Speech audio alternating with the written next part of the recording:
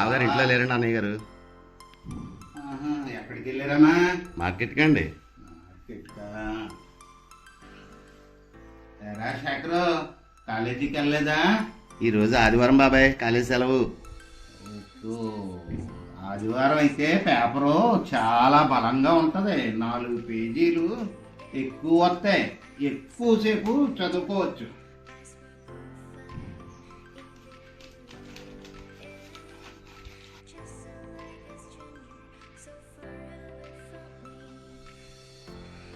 చెల్లెమ్మా, అలా అన్నయ్య గారు వస్తున్నా.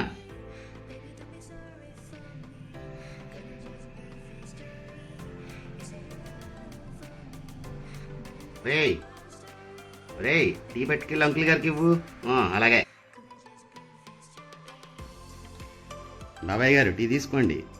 Thank you Shekhar.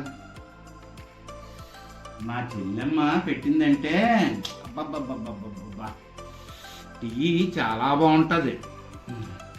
పేపర్ అయిపోయిన తర్వాత తాగుదాం.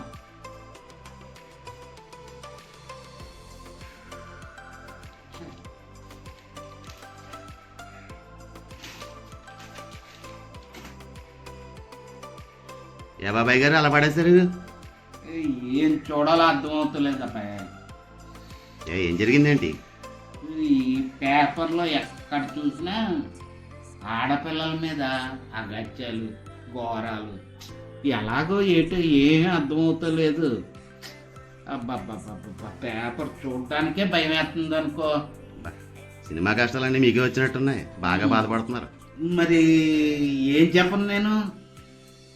పెద్దమ్మాయి అదిగో విజయవాడలో ఉంటుంది. పూర్తి అమాయకురాలు.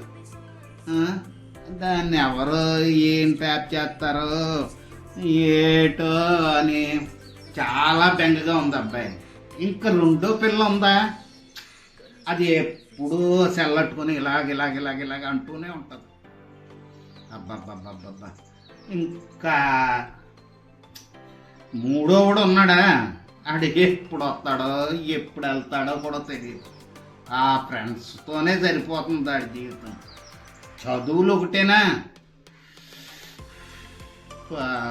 ఉద్యోగాలు ఇవన్నీ ఎప్పుడుకి సెటిల్ అవుతాయా ఏటో అని నా మనసు అతలాకుతలం అయిపోతుంది అబ్బాయి.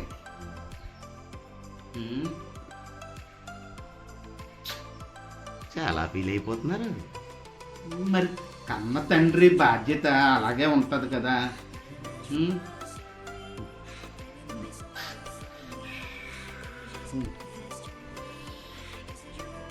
అబ్బా, ఇది కూడా నా జీవితంలో చల్లగా అయిపోయింది. సరేలే, ఎలాగో ఏటో వీళ్ళందరినీ ఎలా లెబుల్ చేయాలా, ఓ దారిలో ఎలా పెట్టాలా అని ఆలోచిస్తూనే నా జీవితం అయిపోతుంది. బాబాయ్, మీ వయసు ఎంత? ఎంతో కాదమ్మా, నిన్నే 50 సంవత్సరాలు పూర్తయినాయి.